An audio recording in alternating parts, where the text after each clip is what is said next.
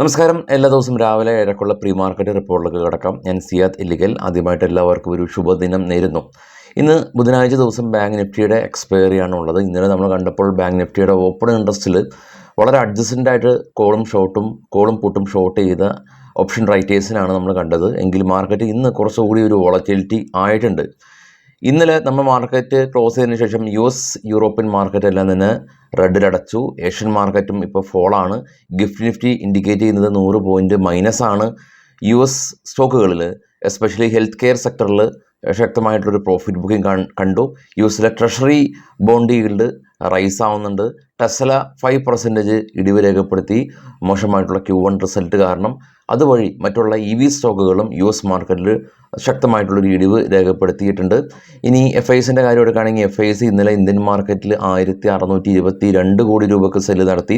DAs 1952 കോടി രൂപയ്ക്ക് by നടത്തി മാർക്കറ്റിനെ സപ്പോർട്ട് ചെയ്തു. ഇന്ന് മാർക്കറ്റിൽ ആളുകൾ ചർച്ച ചെയ്യുന്ന ലൈംലൈറ്റിലുള്ള സ്റ്റോക്കുകളുടെ വാർത്തകളിലേക്ക് പോകുകയാണെങ്കിൽ അൾട്രാടെക് സിമെൻറ്റ്, രാജ്യത്തിലെ ഏറ്റവും കൂടുതൽ സിമെൻറ്റ് നിർമ്മാണം നടത്തുന്ന കമ്പനി, ഛത്തീസ്ഗഡിലും തമിഴ്നാട്ടിലും അവരുടെ പുതിയ പ്ലാന്റ് കമ്പനി പ്രവർത്തനം ആരംഭിച്ചു. ഇതിൽ നിന്ന് കൊമേഴ്ഷ്യൽ പ്രൊഡക്ഷൻ കമ്പനി പ്രവർത്തനം ആരംഭിച്ചു. അരുപം രസായൻ കമ്പനി ജപ്പാനീസ് ബേസ്ഡ് ആയിട്ടുള്ളൊരു കമ്പനിയായിട്ട് ഏകദേശം $90 മില്യൺ അതായത് 743 കോടി രൂപയുടെ ഒരു ബിസിനസ് കോൺട്രാക്റ്റ് സൈൻ ചെയ്തു. MOL കമ്പനി ഏതൊരു ഫിനാൻഷ്യൽ ഇയറിലും കമ്പനിക്ക് കിട്ടിയിട്ടുള്ള ഏറ്റവും മികച്ച ഒരു പ്രൊഡക്ഷൻ റിപ്പോർട്ട് ഈ ഒരു കഴിഞ്ഞ ഫിനാൻഷ്യൽ ഇയറിൽ കമ്പനിക്ക് ലഭിച്ചു എന്നുള്ള ന്യൂസ്. ആഷ്യാന ഹൗസിംഗ് റിയാലിറ്റി മേഖലയുള്ള ഒരു കമ്പനിയാണ്. ഇവർ ഡൽഹിയിൽ ഇവരുടെ ഒരു പുതിയ പ്രൊഡക്റ്റ് ലോഞ്ച് ചെയ്തു. എൻ്റെയർ യൂണിറ്റ് സെല് ചെയ്യാൻ സാധിച്ചു. 440 കോടി രൂപ കമ്പനിക്ക് അതുവഴി ലഭിച്ചു. രാംകോ സിമെൻറ്റ് കമ്പനിയുടെ ഒഡീഷയിൽ പുതിയ ഒരു പ്ലാന്റ് കമ്പനി പ്രവർത്തനം ആരംഭിച്ചു. ഇതിൽ നിന്ന് കൊമേഴ്ഷ്യൽ പ്രൊഡക്ഷൻ കമ്പനി ആരംഭിച്ചു. HCL ടേക്ക് IT കമ്പനിയാണ്. US ബേസ്ഡ് ആയിട്ടുള്ളൊരു കമ്പനിയായിട്ട് പുതിയ ബിസിനസ് കോൺട്രാക്റ്റ് സൈൻ ചെയ്തു. JSW എനർജി കമ്പനി 5000 കോടി രൂപ കമ്പനി സമാഹരിക്കുകയാണ് ക്വാളിഫൈഡ് ഇൻസ്റ്റിറ്റ്യൂഷണൽ പ്ലേസ്മെൻറ്റിലൂടെ. ഈസാഫ് സ്മോൾ ഫിനാൻസ് ബാങ്ക് കമ്പനിക്ക് ഫോറിൻ എക്സ്ചേഞ്ച് ഓപ്പറേഷൻ ചെയ്യാനായിട്ടുള്ള ഒരു ലൈസൻസ് RBIയുടെ ഭാഗത്തു നിന്ന് കിട്ടി. SRM കോൺട്രാക്റ്റ് ഇവർ ജമ്മു ആൻഡ് കാശ്മീർ ബേസ് ചെയ്തിട്ടുള്ളൊരു EPS കോൺട്രാക്റ്റ് കമ്പനിയാണ്.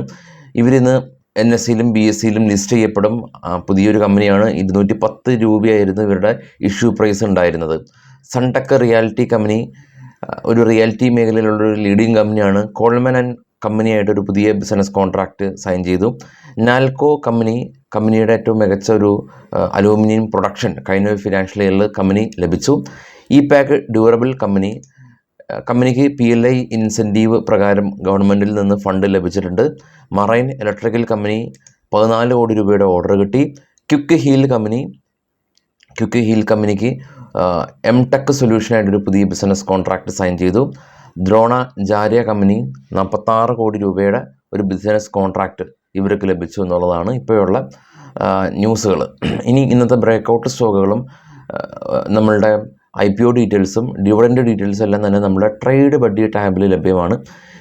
ട്രേഡ് ബഡ്ഡി ടാബിൻ്റെ ലിങ്ക് വീഡിയോയുടെ ഡിസ്ക്രിപ്ഷനിലുണ്ട്. നമ്മുടെ വെബ്സൈറ്റാണ് bismate.com. അതിൻ്റെ ട്രേഡിംഗ് ഡിവിഷനാണ് ട്രേഡ് ബഡ്ഡി ടാബ്. സപ്പോർട്ടിംഗ് ആയിട്ടുള്ള കാര്യങ്ങളിലേക്ക് നമുക്ക് വേഗം പോകുകയാണെങ്കിൽ ഓപ്പൺ ഇൻട്രസ്റ്റ് തന്നെയാണ്.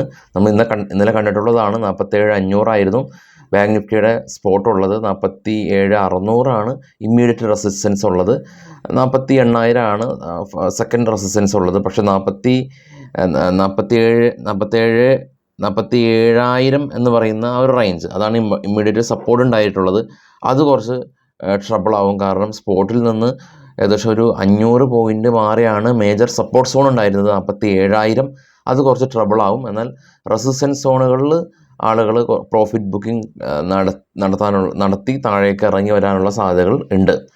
ഇനി ഗ്ലോബൽ മാർക്കറ്റ് നോക്കുമ്പോൾ ഏറ്റവും താഴെ കാണാം നാസ്ഡാക്ക് ഇടിഞ്ഞു, ഡോ ഇടിഞ്ഞു, അതിന് മുകളിലുള്ള യൂറോപ്യൻ മാർക്കറ്റ് ഇടിഞ്ഞു, ബിറ്റ്കോയിൻ ഇടിഞ്ഞു, ഇപ്പോൾ ട്രേഡ് ചെയ്യുന്ന ഏഷ്യൻ മാർക്കറ്റ് ഇടിഞ്ഞു. ഇതെല്ലാം തന്നെ നമുക്ക് കാണാൻ സാധിക്കും. ഇനി നേരത്തെ സൂചിപ്പിച്ച പോലെ തന്നെ US മാർക്കറ്റിൽ ലിസ്റ്റ് ചെയ്ത ഇന്ത്യൻ കമ്പനികളിൽ ടെസ്ല ഇടിഞ്ഞു. എന്നാൽ US മാർക്കറ്റിൽ ലിസ്റ്റ് ചെയ്ത US കമ്പനിയിൽ പ്രധാനമായിട്ടും ടെസ്ല 5% ഇടിഞ്ഞു. എന്നാൽ ഇന്ത്യൻ കമ്പനികളിൽ വലിയ പ്രശ്നങ്ങളൊന്നും കണ്ടില്ല എന്നുള്ളതാണ്. എസ്പെഷ്യലി IT കമ്പനിയൊന്നും ഇന്നലെ ADRൽ ഇടിവൊന്നും രേഖപ്പെടുത്തിയിട്ടില്ല എന്നുള്ളത് കുറച്ച് നമുക്ക് ആശ്വസിക്കാൻ വകയുണ്ട്. കാരണം നെക്സ്റ്റ് വീക്ക് കഴിഞ്ഞിട്ടുള്ള ദിവസങ്ങളിലാണ് നമ്മളുടെ ഇൻഫോസിസും TCSൻ്റെയും റിസൾട്ടുകളെല്ലാം തന്നെ വരുന്നത്. ഇൻഫോസിസ് എല്ലാം തന്നെ നിങ്ങൾ ചാർട്ട് പ്രകാരം നോക്കുകയാണെങ്കിൽ അതിൻ്റെ 200 DMAയിൽ സപ്പോർട്ട് എടുത്ത് നിൽക്കുകയാണ്. കൂടാതെ തന്നെ അതിൻ്റെ RSI വാല്യൂ എല്ലാം തന്നെ 30 താഴെയാണ്. എക്സ്ട്രീംലി ഓവർ സോൾഡ് റേഞ്ചിലാണ് ഇപ്പോൾ ഇൻഫോസിസ് എല്ലാം തന്നെ ഉള്ളത്. റിസൾട്ടും വരികയാണ്. അസെഞ്ചറിൻ്റെ മോശമായിട്ടുള്ളൊരു റവന്യൂ ഫോർകാസ്റ്റാണ് ഇന്ത്യൻ IT കമ്പനിയിൽ ഒരു ഇത്തരം ഓവർ സോൾഡ് സോണിൽ IT സ്റ്റോക്കുകൾ ഇപ്പോഴും നിലനിൽക്കാനായിട്ടുള്ളൊരു പ്രധാന കാരണം അസെഞ്ചർ USലെ ഒരു ലീഡിങ് IT കമ്പനിയാണ്. മറ്റുള്ള കാര്യങ്ങൾ നമുക്ക് വൈകിട്ട് പോസ്റ്റ് മാർക്കറ്റിൽ ഡിസ്കസ് ചെയ്യാം. എല്ലാവർക്കും നല്ലൊരു മാർക്കറ്റ് ദിനം ആശംസിക്കുന്നു.